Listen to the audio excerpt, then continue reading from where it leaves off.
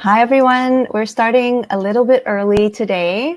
Say hello in the chat bars, settle in. If you need to grab a drink of water or some coffee, go for it. We have a little bit of time. We'll be starting in about 5 minutes. And tell us where you're coming from and how you're doing today. As you can see, I'm leading the session. Ria's still off. I think it's her honeymoon week this week, and she'll be back and hosting next week. And today I have Kaya who's helping out in the chat. So let us know where you're coming from and how it's going.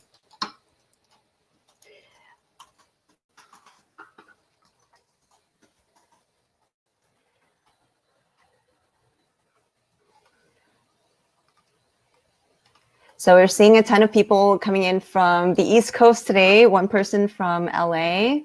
We have a Toronto person, Shada from the UAE. Welcome. I know it's late for you. Thanks for joining us. We have Indiana, we have Edmonton, we have Ontario.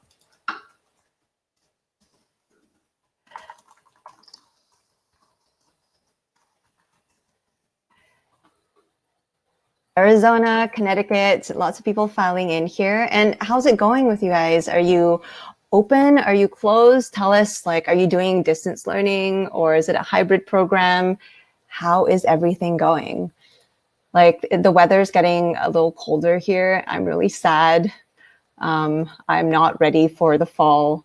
I'm not a cold person at all. So just really enjoying the last days of summer here.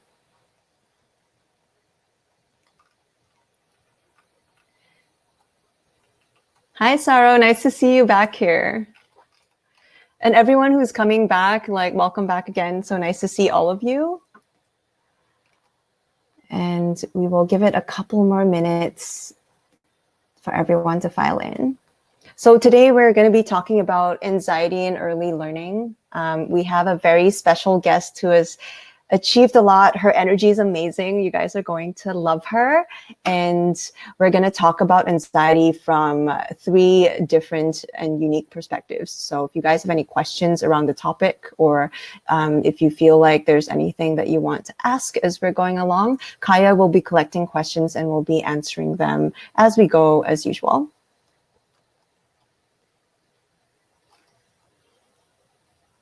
Hi, Joyce. Nice to see you here. And hi, Rebecca from Texas.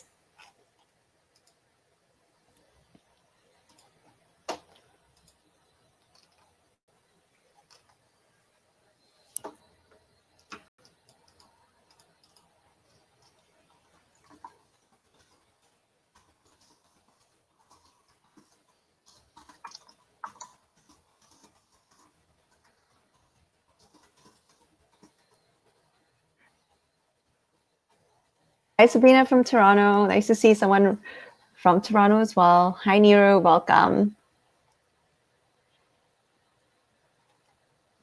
And we have Kaya in the chat here, but her name's going to be Ria. I totally messed up and forgot to change her name. So if you see Ria Simon in the chat here, it's actually Kaya and she'll be helping you out. Sorry about that. Okay, so we have everyone rolling in, and I think we're going to kick things off here. And we're talking about anxiety. So quick intro. Like I said, my name's Carmen. Most of you know me. I am content and community here at Hi Mama, and I have Kaya on the chat if you want to pop on. And she'll be helping out. Her name is Ria on chat, but this is Kaya, and she'll be answering any questions. And do you want to say anything, Kaya? Yeah, hi everyone. Sorry about the confusion with Kaya and Ria, but it is Kaya here, and my name is Ria in the chat. So we're just using Ria's profile today. So I'm happy to be here. I'll talk to you in chat. Thanks, Carmen. No worries. And just some housekeeping and disclaimers. So this is not personal legal advice for your center. The goal is really to inspire you, give you ideas, share your ideas with us. We love hearing what y'all are doing. And also bear in mind that each state, province, county has a different rule set and regulation set. So please consult with your own team if you decide to implement anything that you're unsure of. And we have our special guest, Lissarette, who's joining us today. She is a TEDx speaker. She is an entrepreneur, an educator, and a mom. And I have her on camera here. Do you want to say hi, Lissarette? Hi, everybody. Welcome. So good to see you. Yeah, and she's actually tuning in from New York. So she is a powerhouse. I love her energy. And we recently connected, and we're going to chat all about anxiety today. And this is recorded, so we'll be sending out the show notes tomorrow, but the slides, and you'll get a certificate at the end of the session when we wrap up. So Lissarette, since I have you on camera, how about you let us know a little bit more about yourself and who you are? Sure. So thank you so much for having me. I'm super thrilled. As you said, my name is on the screens. I don't need to say it. But I am originally from the Dominican Republic. And I came to New York in 2008. And I've been in the early childhood education field since I was 15 years old. I started as a teacher assistant, and then I became a teacher. Then I was a director in a school. And finally, when I became a mom, I opened my own preschool, daycare, and now I'm pursuing a PhD in childhood psychology. That's pretty much a sum up of my life. And Lissarette is like such an advocate for learning too. And she has like such an infectious energy.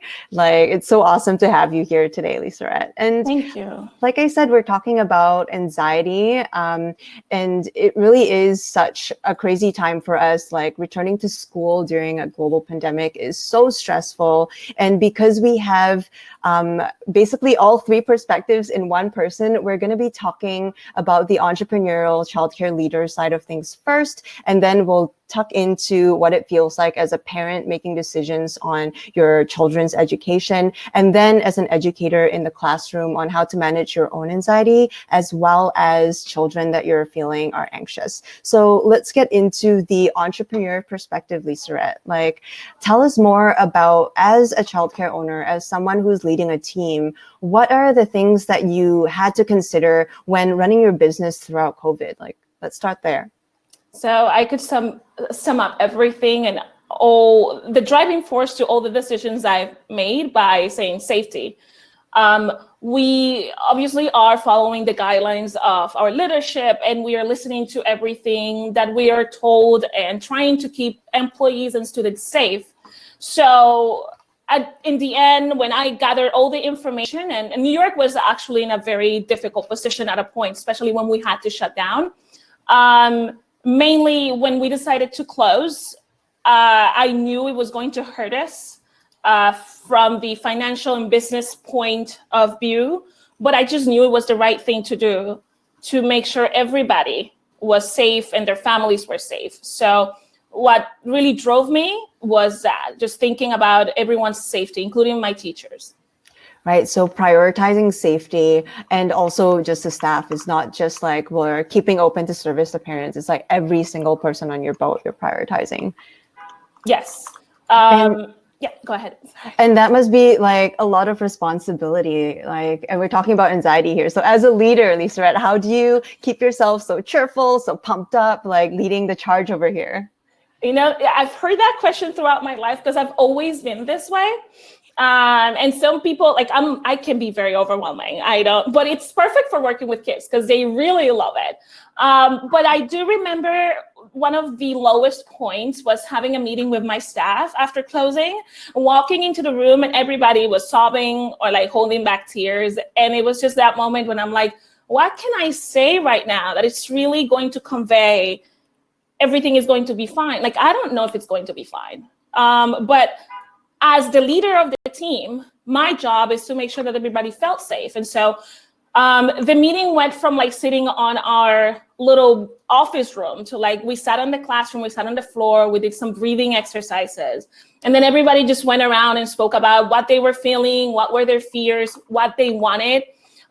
We have some staff that they like to pray before the beginning of the day. So we did a collective prayer. And then we spoke about how we were going to move forward together. So I promised them that as long as I was able to, they were going to get their salaries and we were going to figure everything out together. And I'm glad that today the same team and the same wonderful women that work with me are still here with me. I love that. That is such a sign of good leadership too, when you're able to incorporate all the voices of like everyone on your team, make them feel like they're listened to as well, and then like work through it together. And like, tell us more about your center. Like, what's your capacity there? What age groups do you work with? So we have a daycare, and the daycare takes children from 6 weeks until 2 years old. And then we have our preschool, which has the young twos and the threes classroom. And so the daycare is licensed for a capacity of 16 children total. And then the preschool is licensed for a capacity of, I believe the max is 38. We don't max it out, but each classroom has 15 students in it. So at the time when COVID struck, we had about 30 students at the preschool, and we had full capacity at the daycare. By the time it was the end of May, we had 4 students left. And everybody just, like, most of our families left New York. And so that was the time when I called the meeting. That was the time when we were like, okay, what is going to happen? But we had a pretty great community that's coming back. And we try to service small classrooms so we can provide personalized and high quality attention and educational experience. And what was that experience like for you, going from full capacity to about like 30 or 40 students and then like down to 4? That must have been a wild ride as a business owner. It was awful. Oh my goodness. I don't want to try to say and be like, oh, no, it was great. No, I'm going to be blunt and honest. It was awful. I remember I was unable to sleep for like 3 days. I was not only thinking about the business, which is like my life. My life is here. My savings, my dedication, everything is in this business. It was not only that. Everything felt so gray and gloomy. It was just like the news were not helping. And then it was just like I was meeting with colleagues and we were talking. And when I saw that the families left, I told my husband, we need to think about our plan B, because this is looking like we are just like our business is just going to go out of business. And it was funny because he's usually the pessimist on our power team. Yeah. And he told me everything is going to be fine. Everything is going to be fine. But I was like, we have 4 students left. Okay. I don't know how it's going to be fine. So that's the part when we had to sit down, revamp our whole thing, get creative, and think us outside the box. A powerful, successful woman is like a man who's just like chill. He's like, honey, relax. It's going to be fine. Like, and support system is so key through it too. Like, so I'm glad you managed to push through that. And how about like your team through that all, like through that experience? Like, how did you reassure them that things were like, you know what, it's looking bleak right now, but we're going to get through this? So we had meetings every day on Zoom. And so we were all at home at the time when we were closed, but we made this time every day at 4:30 p.m. where we will meet and talk. So first we would check on our mental health. We would check on each other, make sure everybody was fine. If somebody felt that they didn't have a safe space at home where they could cry, they could do it on that Zoom meeting. Just whatever you need to do in order to be all right. And then we spoke with one another. We gave each other encouragement. We talk about the things that we were going to do moving forward. So we focused a lot on how do you envision things are going to be coming back? So we didn't focus on the past. Like, this is what we had and I want to have this back. I'm like, imagine that you can remake your classroom once again.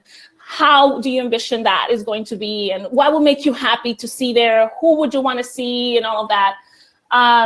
And then after we ended up our checkup on each other, then I would run them on how we're doing on students if we're coming back. And I will reassure them that their paycheck would be there that Friday, no problem. And that we will continue to do that. And that if anything changed, I will let them know. I love that. So what I'm hearing is a constant communication. So you guys were Zooming every day, and also just constant honest communication. So you actually created a space for your teachers to actually do whatever they needed to feel okay and be there and be vulnerable together, because it is a really tough situation. And then you also, what I love about your leadership is instead of focusing on the things that you lost, you're like, oh my gosh, like we've hit like the bottom here. You're focusing on, okay, how can we get up? Like, what's next? What's new? What can we change and how can we improve? And I think that like forward thinking mindset is really what helps you keep taking like the next step and the next step and the next step?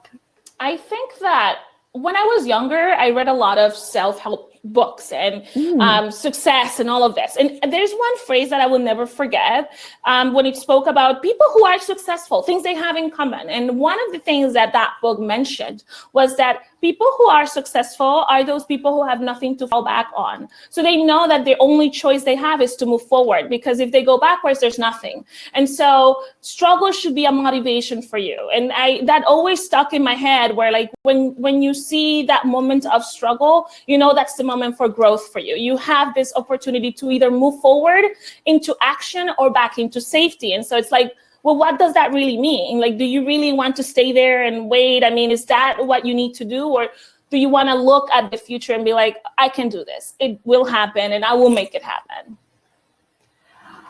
Awesome. And in terms of like the books that you've been reading, has there been any like self-help books recently that you found useful for mindset? So unfortunately, I haven't had the chance to read for pleasure lately. I'm currently reading 5 different books, and all of them are child development and just assigned text.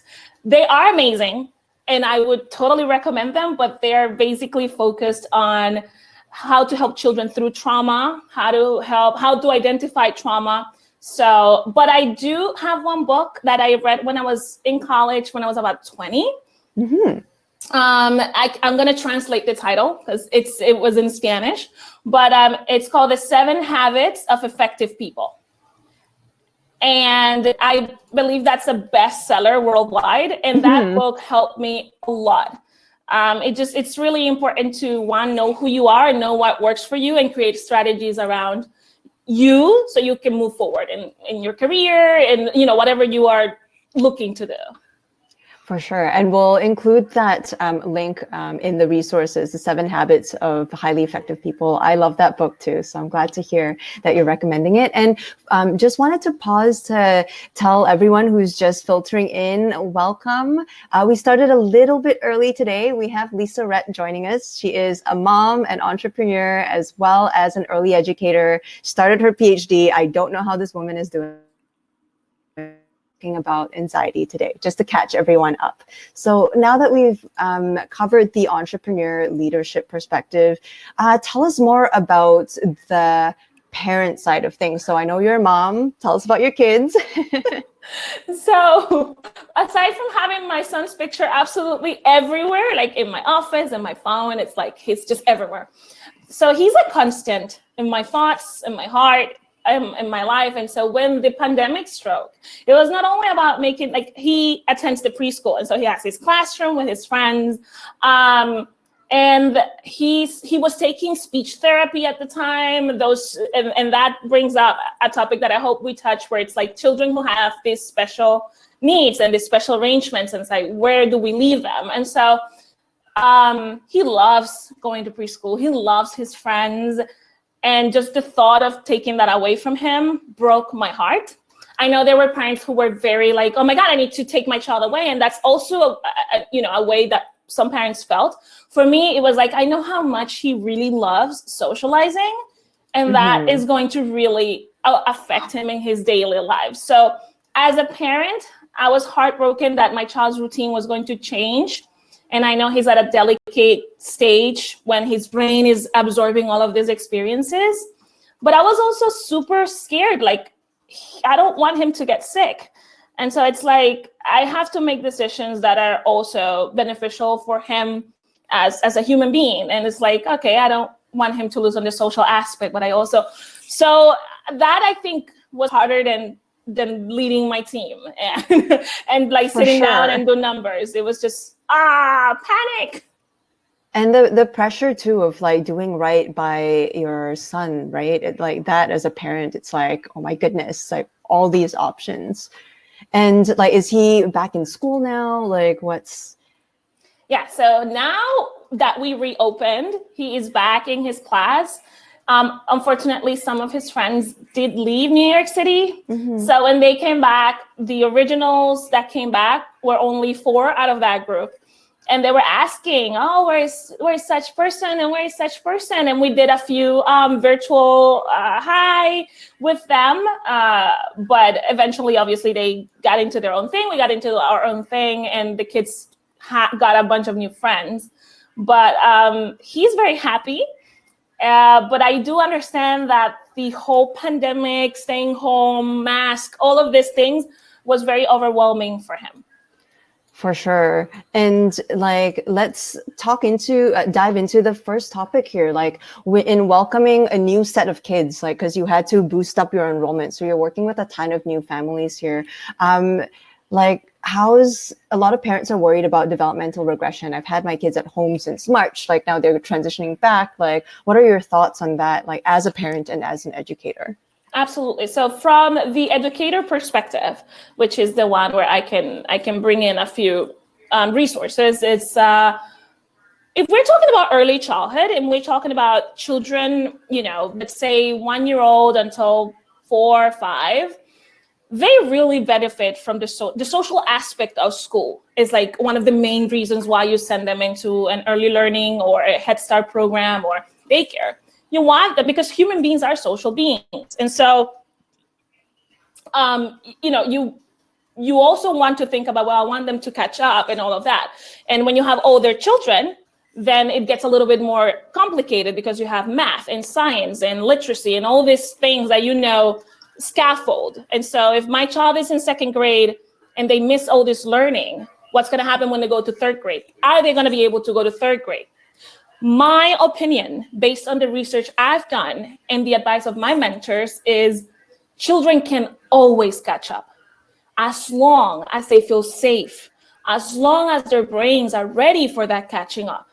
When you are under constant stress, when you are living in a situation where you don't know what's going to happen next, your brain goes through stress and produces chemicals that, if they are overproduced, will cause damage. So in an early developing brain, in a child that's so small, that's, in this really delicate stage of development, that is critical. So the focus as educators, it's like, I want the child to feel safe. I want them to be ready for learning. I cannot start a learning experience, an academic experience, if this child is not cognitively here. If they are thinking, what am I going to eat? If they're thinking, some children ask us, am I going to die? Like all of these big questions, anxiety-inducing questions, do not let a child learn. They can't learn because their brain's doing something else. The brain is keeping them alive. Mm-hmm. And so the most important thing is for us to first create a safe environment as teachers, to the best of our abilities, and then focus on that learning. Because trust me, if they are there, if they feel safe, they'll catch up. Yeah, and that's I think like one of the biggest points, if like anyone in the audience, you're taking one point away, is that children can always catch up. Because I feel that sometimes the way adults process the situation gets translated onto the children. So like we give our anxiety to the kids when we can actually like take that away, and then the kids will have fun. Because we've had another guest on a webinar previously, and they said the kids are not scared of the mask. Like if you make the mask fun and silly, they will find it fun and silly. So it's scary for adults because we're like, oh my gosh, it's the sci-fi. But for the kids, maybe not so much. It's like how we position it. Exactly. And then from the perspective of a mom, I know that I need to make sure that I show my child, I know what's happening. And even if I don't, my job is to show them that I'm firm and that I am emotionally healthy, because they feed from that energy. And so it's like, oh, mom's fine, it's fine. And if mom says I wear a mask and we're gonna go, or if mom says I'm gonna stay, then it's fine. And then since mom is taking care of things, or dad is, or my adult or my grown-up is taking care of things, then I can focus on learning these wonderful numbers. Or I can focus on reading about this character, because I don't have to worry on the back of my head about these things that I know my grown-ups are taking care of. Awesome. And like to touch on that point, how about parents that you're working with? How do you help them feel less anxious? Or if they're supporting their children's education at home while juggling a job, like that's so stressful. Like what can they do at home, or what can educators tell them to help them?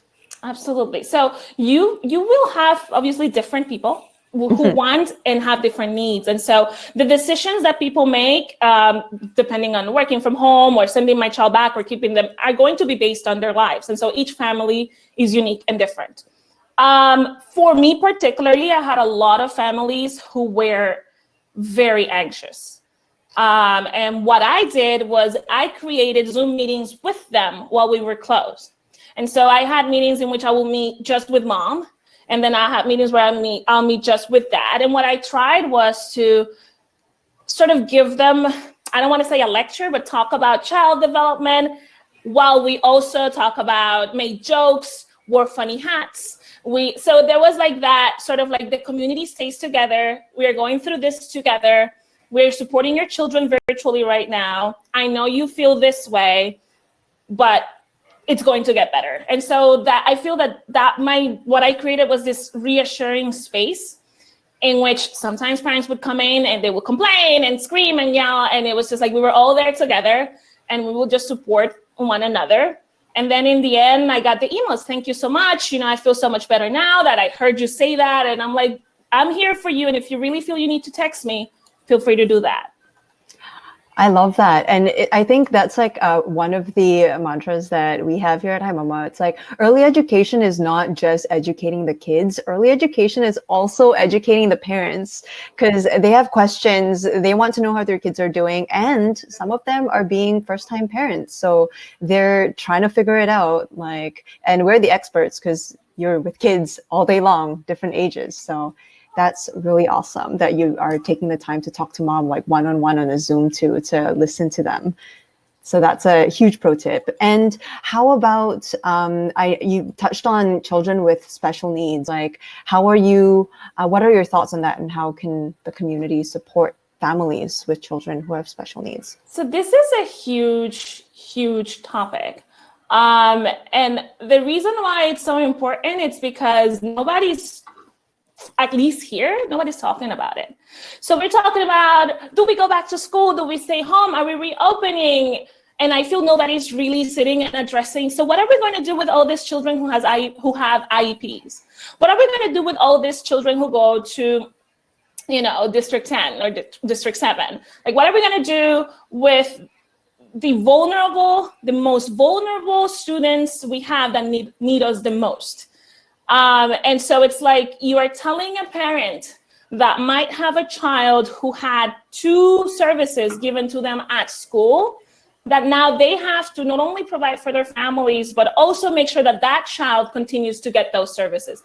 Those services might be in place because their pediatrician recommended it. This is about physical and mental health. And so COVID is affecting us all, but I feel the children with special needs and their families it's like double for them. And so it's hard for a teacher, especially those teachers who are very invested in the students, to think about their group of students and know that there's this one child that no matter how fun, engaging, how many resources you share on that Zoom, that child's not going to be able to be part of that. So what are we doing to make that better? And so my suggestion, obviously, is advocacy. So we need to get our school leaders to acknowledge. We need equity. We need those children to have somewhere to go. And we need a backup plan for them. And then if teachers are going to be asked to support those children, whether they're part of your class, we want to be inclusive. We want them to feel part of the classroom experience. And those teachers need support as well. For sure. And does your childcare have families that you're supporting who have special needs?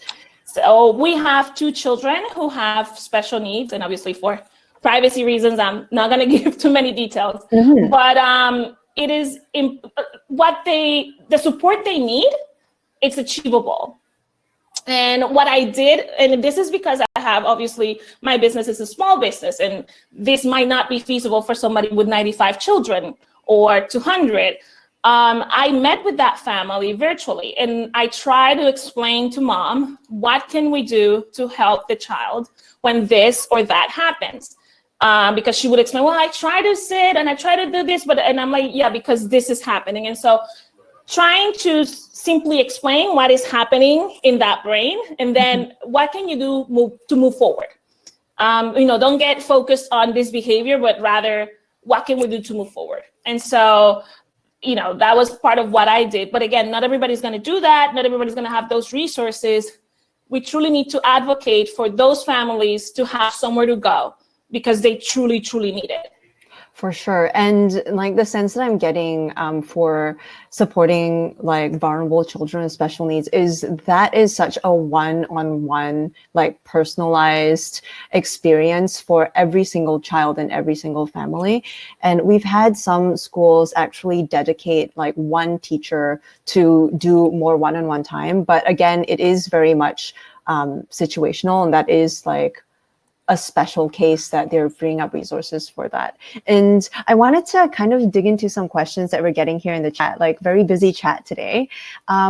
So someone asks, like, how do you feel about children who are still learning with the help from a former teacher that is coming to their home, that perhaps the family hired them like during COVID to do one-on-one like early learning? So, I mean, if the teacher is coming to help that child at home, and it's like an agreement between that teacher and the parent, I feel that's amazing. That it's obviously the child is familiar with the teacher, they know one another, they're obviously going to have an effective learning experience. I think we all need to do what we think is best for our families. And I continue to say this. And if this is an option for you and your family, and the teacher has this opportunity of working with a student they know and continue to have a wonderful job doing what they like, why not? For sure. I love that. And one of the things that we want to emphasize here too in this webinar is the situation of COVID looks so different for every single person and every single family. There is really no right or wrong answer, and we should be trying our best to support each other with as minimal judgment as possible. And like moving on into the next question that we have here, like many people who have been home since March, like, do you have any suggestions for people that might not have support from their centers, parents that are like, what can I do? Like, I'm lost, like, I don't have a connection.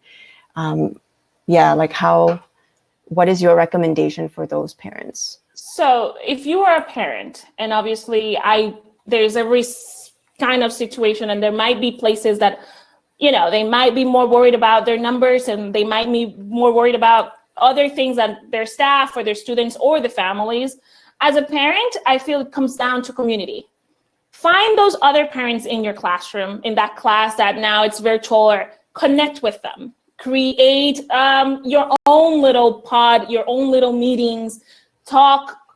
Let the students have their one-on-one with their best friend. I think it's important to bring back this idea of community that sometimes when we live in such a big city like New York, we lose, because it's like everybody's on their own and we have to watch out. But it's important to come together, especially now. So there's I see a lot of Facebook groups for in certain neighborhoods, and people are meeting virtually, and people are, if there's a mom that knows how to play the guitar, there's they try to have this play dates, virtual play dates. And so I think it's important to still give the children some sense of normal, and that sense of togetherness that we might be missing because we cannot really meet one another. We need to be 6 feet apart. Mm-hmm. So really prioritizing community and also putting the children first. How can we help them and create a safe space for them during this challenging time? And how do you, just getting back to our questions here, what are your tips for parents who have decided to send their children back to childcare, but they're still oh my goodness, COVID numbers are coming up, there's a second wave, I'm getting anxious again. As a director, how do you calm them down and show them you've got this? So when parents decided to come back, and a couple of them reached out to me constantly asking, when are you reopening? When are you reopening? And I'm like, guys, we're following the CDC, the DOH guidelines, and we're waiting for them to tell us what's the next step. So please bear with me, all of that. But when we did have our Zoom meeting, explained that we were going to return, I explained to everyone, make the decision that you think it's best for your family. When you make that decision, please, be 100% sure and stick to it. And if you feel that after, if you feel anxious, reach out to me and let's talk.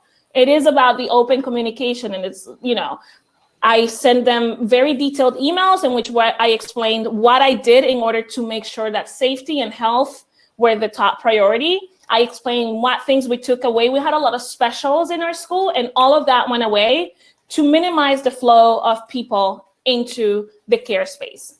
And so our music teacher, our yoga teacher, all of that is gone.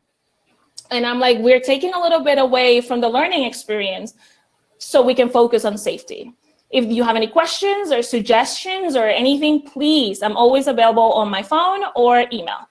And we share videos with them, what we do throughout the day. We've made the disinfecting cleaning routine this fun part of our lesson, in which we sing songs and we try to do the dance mob stuff where we coordinated and that's so cute.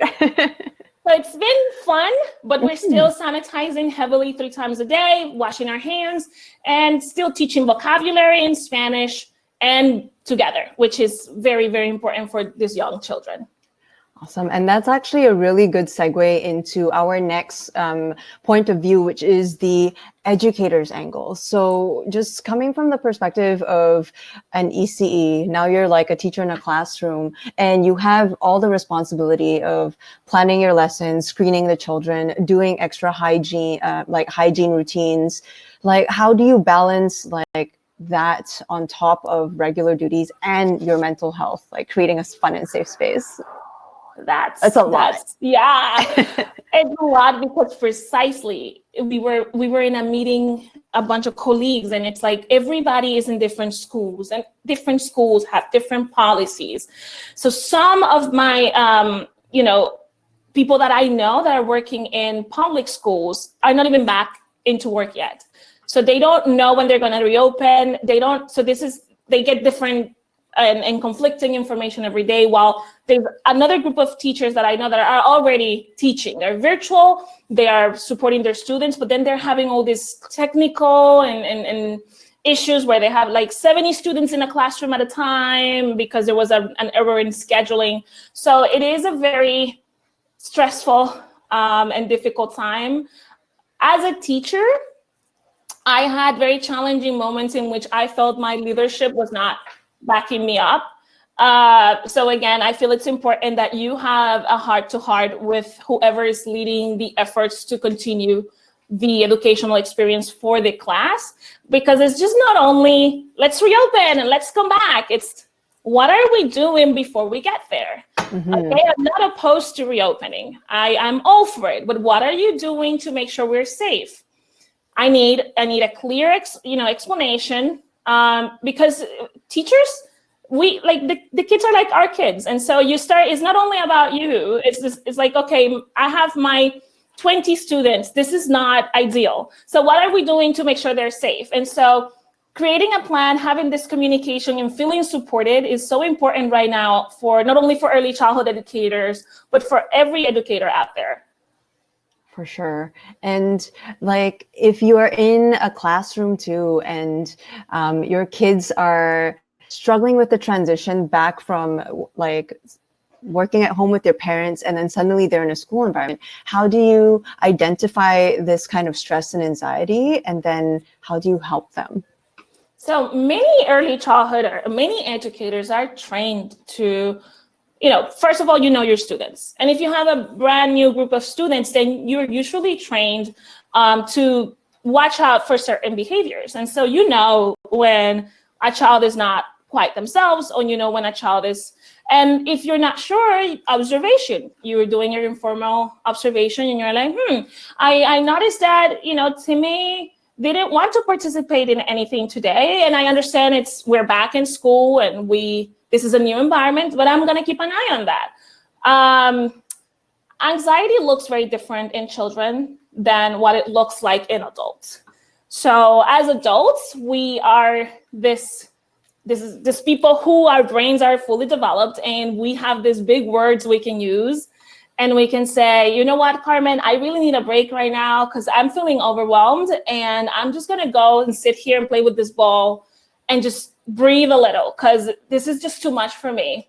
So I can do that, but Timmy, who is 3 years old, might just start screaming in the middle of circle time and throwing toys at you. Mm-hmm. And so you might, like, somebody might think, oh, this child is defiant, but no. What is really this child trying to tell me?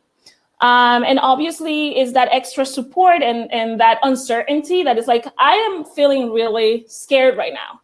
I am in this place and I don't have my parents anymore. And I heard that this scary thing is going on.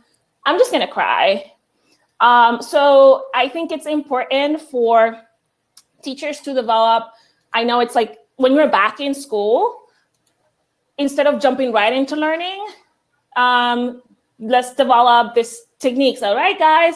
And if your children are verbal, you can be like, okay, guys, so we're going to read this book about big emotions. And then, we read the book, we get familiar with it, and then we can devise. So this is a red circle we're going to have in the classroom. And so when you really feel like you need some support, you can come to the red circle. You don't have to come talk to me, or if you just come and stand in the red circle, I'm going to know that you need that stop. And I'm gonna come and like be with you in that moment, or Miss Cindy, who's assisting me, is gonna come and support you through that moment. So I just feel it's so important to have those strategies in place.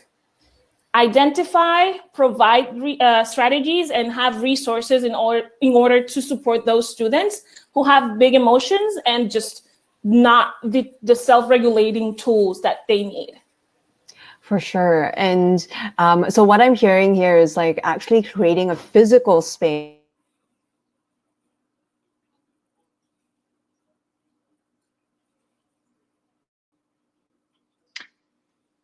Sorry, folks. Looks like Carmen just dropped off there. Lissarette, are you still with us here too?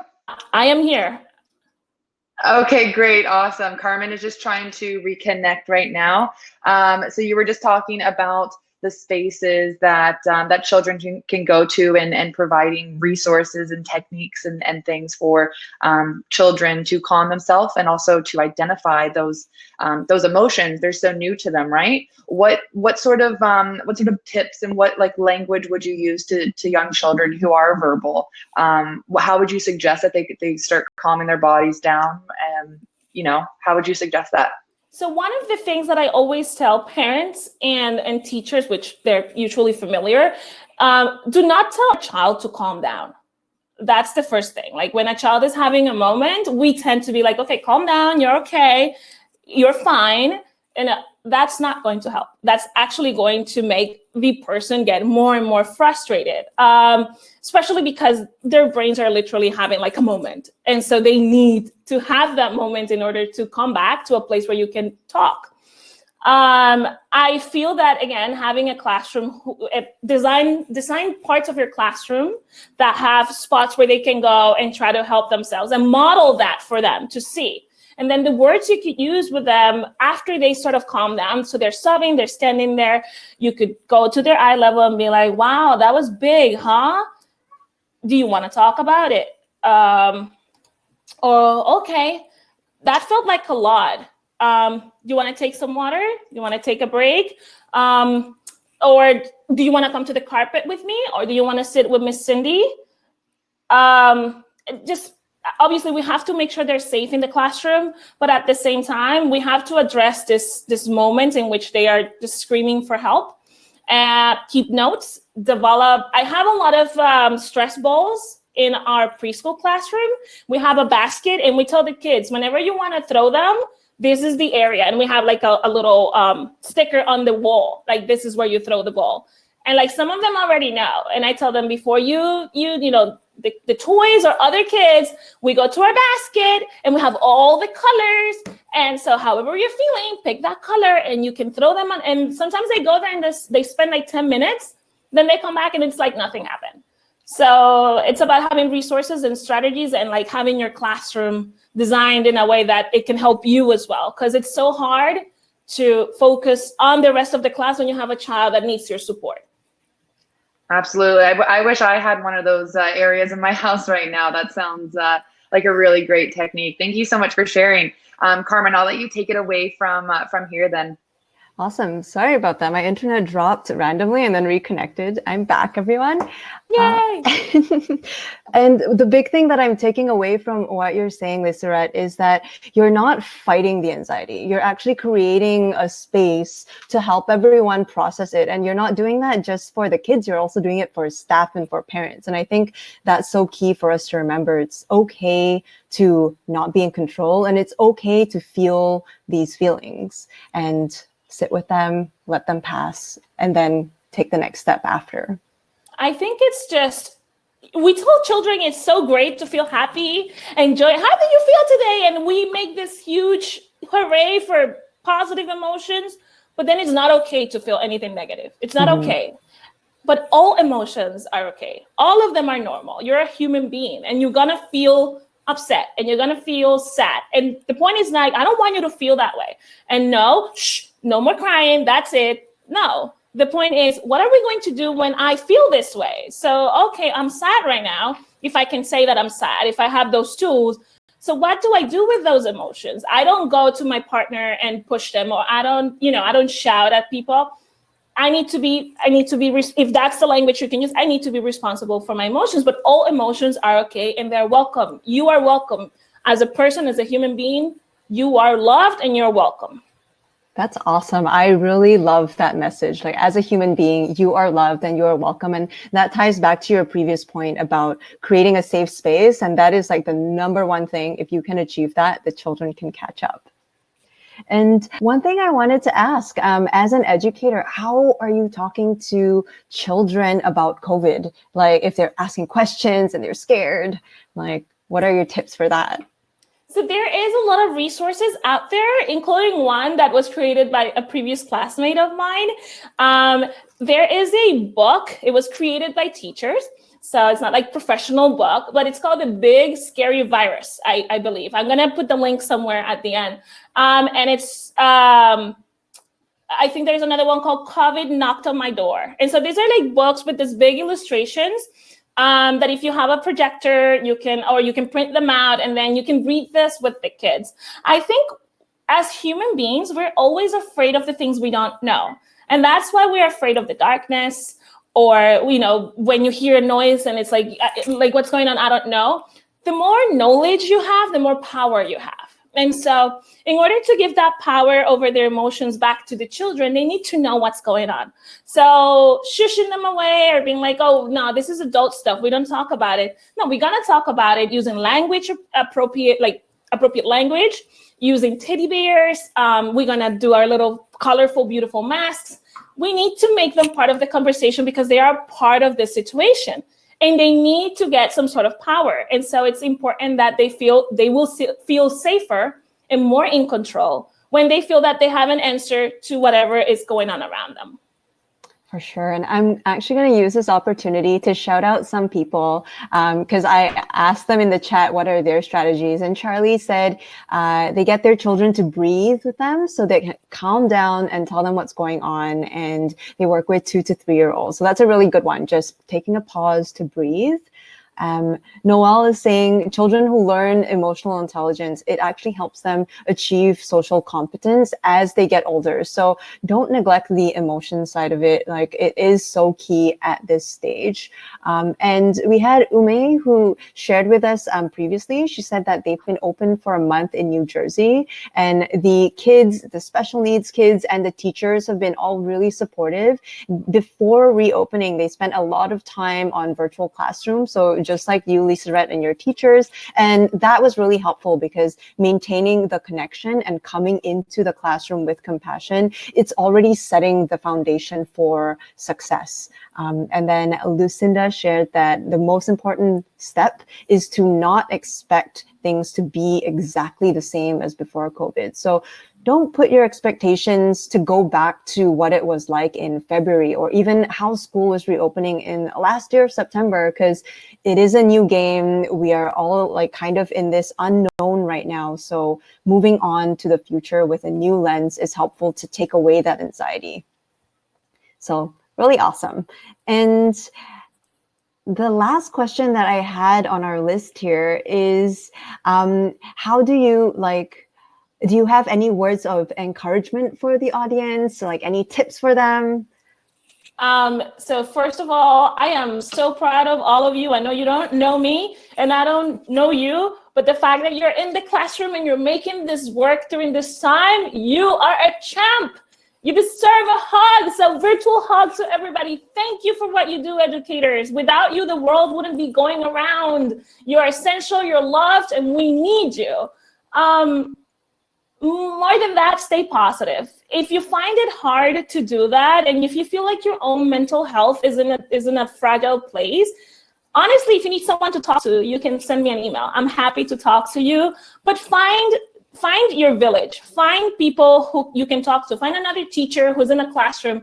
Like if you need those 15 minutes to vent, it's okay. Your emotions are okay too, okay? And so you need a safe space. If your school is not a safe space, I've been there, where it's a place where you go and you're like, oh my God, I love the kids, but you can find someone or somewhere where you stand in front of the mirror. Tell yourself it's going to be okay. You are a champ. You deserve it. Virtual hug to you too. Oh, I'm getting distracted with the chat. Oh, actually, we can shout them out if you want to. I was going to, yeah. But my advice is, I know it's hard to do, but find a way to stay positive. Whatever it's getting you up in the morning, anchor yourself to that. This is it's always good in the end. If it's not good, then it's not the end. So we are in this together and we're gonna make it through for the children and for ourselves. That is awesome messaging. And just to echo that, it was Destiny who's saying, thanks for the information. I know the kids are tired of wearing masks and it's very different for them, but like all this like reframing of thinking is really helpful. Irene is saying virtual hug right back at you and you and you and you. So every single person, like, thanks so much for taking the time to learn, taking the time to be curious and like spending this hour with us. I think that is so key too, because like you're an educator, you have so much on your plates. Like you being here is a huge thing as well. And like the chat is blowing up. Sashi is saying yoga is really good for children. Some people are streaming in their yoga teachers to do virtual yoga on Zoom. And a lot of thank yous saying they really needed that advice and a lot of insights that you're sharing with us. So before we wrap up, I wanted to create some time. Are there any questions for Lissarette before we move on here? It seems like everyone is feeling very good, getting a lot of thanks here. And I think now, actually, Lissarette, you were putting out a podcast or a webinar on anxiety on your YouTube. Do you want to talk a little bit about that and what to expect from that? Yeah, so if I try to make these videos, and I'm not a professional, guys, so please be kind. So I put out videos in Spanish and in English, which are resources for educators, parents, and just grown-ups with little kids. I have a video on sensory issues and exploration where we do a sensory box, another one where we do a sensory bottle. Another one where I explain how to get early intervention services, and I invite people who are experts on this particular field. So I uploaded a video about anxiety, a very short 5-minute video, and it's on my YouTube channel. And so you're welcome to use that. And I haven't yet, but I will put all the resources underneath the video. There's also another video about returning to school during COVID. That has a lot of resources underneath it. So feel free to go and click on that and use all of those, whichever work for you. And that's pretty much it. Every week I try to put out there a video that I think it's going to be useful to either parents, caregivers, any grown-up with a child that just really needs an activity to do, some advice, or to understand how their children learn. And where can people find these videos that you're posting? Yes, so the channel is called Pequeñines TV.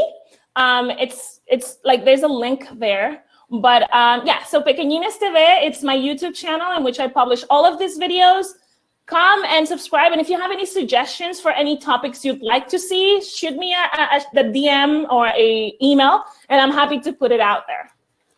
That's so awesome. And just on the topic of connecting with Lissarette, her website is her name. It's just lissarette.com. And she has so many different resources out there, you guys, like from videos. She's done a TED Talk. She even does a parent coaching session. So like a lot of different things that Lissarette is doing for the community.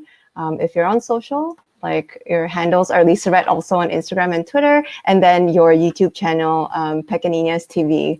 That you upload every week to. Is that correct? Yes. And somebody asked a question about the books that I'm reading for my PhD. Guys, I also update regularly on my Instagram, and when I'm reading a book that I think it could be useful, I publish the cover of the book on my stories. So follow me there so you can get resources as well. Awesome. And I think we're good to wrap up. If people don't really have questions, it sounds like everyone is in a good spot here. Just some admin things about, actually, let's do a little bit more shout outs first. A lot of people are echoing that all emotions are okay. So Lisa, I think you really like captured the energy here, and it's okay to feel our feelings, but also be aware of children and respect them. I think that's a big thing too as adults, that we need to remember that children need respect too. And Raquel is saying Zoom circle times and tours of the classrooms helping for parents with anxiety. And if you're welcoming new families, definitely use technology to connect with them beforehand so that they feel more comfortable coming back in. And then we have Carrie who's saying virtual hugs to everyone. I really love the love that's happening. Oh my goodness. I think the camera got too excited there. And everyone, I have pushed it the whole time. Yeah, it's like towards the end, it can't handle all the love that's being shared on here.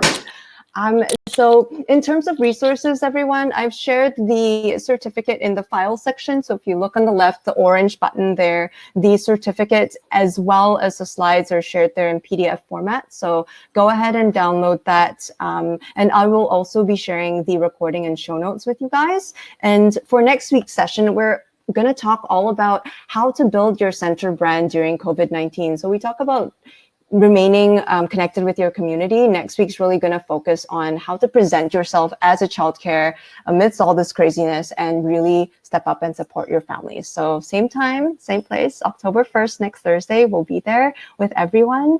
And follow Hi Mama on social media as well. We're just Hi Mama on Facebook, at Hi Mama app on Instagram and Pinterest, and just himama.com if you want more resources. And thanks so much, everyone. I think that's a wrap for today. Kaya, do you want to come back on to say bye? And we're in this together. Stay healthy, stay safe. And as usual, thanks so much for spending time with us. And thank you so much, Lissarette, for your energy and awesome energy. We might need to have you back to talk about like your journey and everything. So thanks so much. And see you guys. Thank you, guys. Bye-bye. Thank you. Bye. Bye.